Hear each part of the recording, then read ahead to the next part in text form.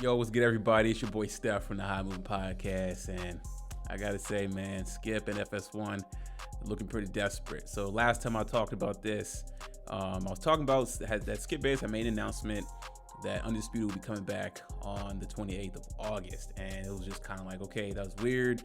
Okay, basically a little over 2 months from when the last episode of Undisputed had aired. Why so long? Why the hiatus? You know what I'm saying? What is the format going to look like? What's going on outside of this announcement? So new information has come out, but not necessarily through FS1 and not necessarily on what the format is going to look like. But those few articles, few news outlets out there, especially Front Office Sports, was pretty much talking about that the reason for the hiatus is that they still haven't been able to find a suitable replacement for Shannon Sharpe. They thought, it's a little more difficult than they had planned. They didn't expect Shannon Sharpe to abruptly leave, and this is the reason why, and it's crazy that they had made this announcement considering that they still don't have a viable replacement or what exactly the format is going to be like. So it seems like they just pushed this date way out. So they have a start date, but don't really know what they're going to do considering that they're struggling to find key talent.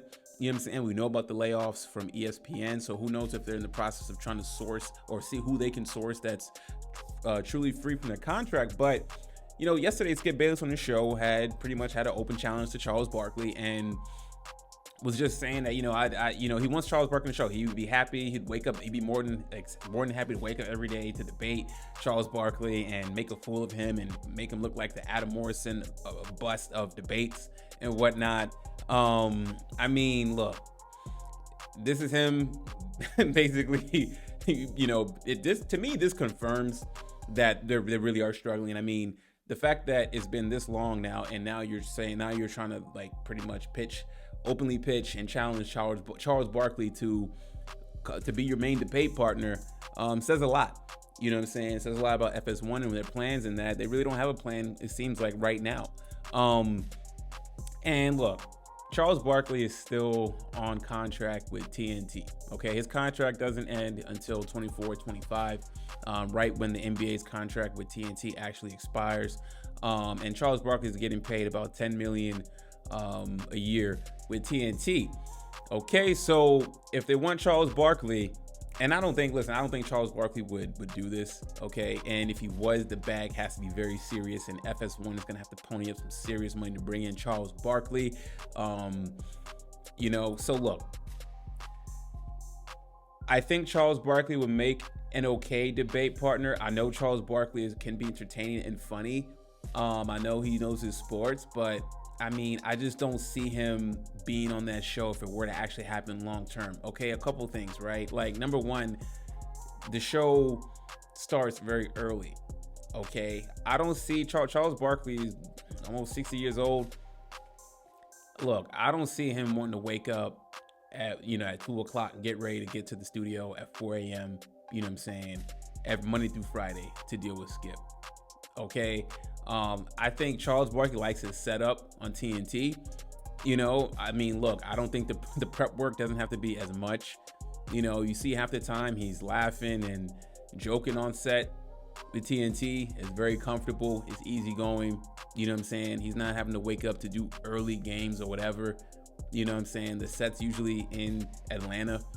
Okay. Outside of them traveling during the playoffs, that's about it. A very comfortable gig for Charles Barkley. You know what I'm saying? And I'm sure that whatever contract with TNT and the NBA ends, whatever platform picks it up, whether YouTube gets some rights, whether Amazon gets some, whoever it is, I'm sure they'll have that crew may have some type I believe their crew may still be intact and just move to a different platform. You know what I'm saying? So it's very ambitious, very funny. I see what Skip is trying to do, but I just don't see that working.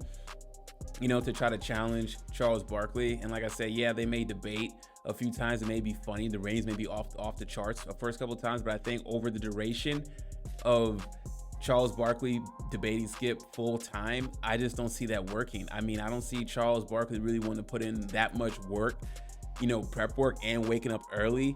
And he's going to need a big bag. FS1 is going to have to pony up. I know Skip joked about in his little rant that he would pony up some of his money. I don't buy that.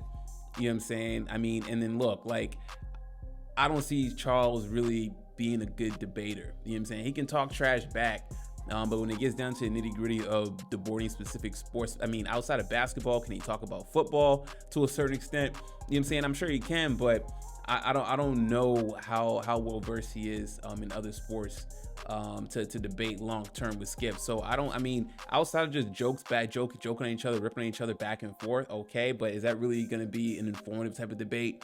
You know what I'm saying? So no, I don't think it would be a good idea. Plus, just the contract situation, the money that Charles is getting, and the potential new money he can get when his contract expires is another thing too. So this is just eye-opening overall that FS1 don't really have direction. You know what I'm saying? I mean, Skip is on the show, you know, trying to pitch this idea of wanting to bring Charles, or, you know, joking, or maybe he's serious about welcoming the idea of having Charles Barkley. Is just crazy to me at this point, considering that a month has passed and they haven't had any real viable candidates to prop up or to fill in the shoes of Shannon Sharpe. They underestimated Shannon Sharpe's power, his star power, his on-cam talent, his prep work, his discipline, his dedication to that show.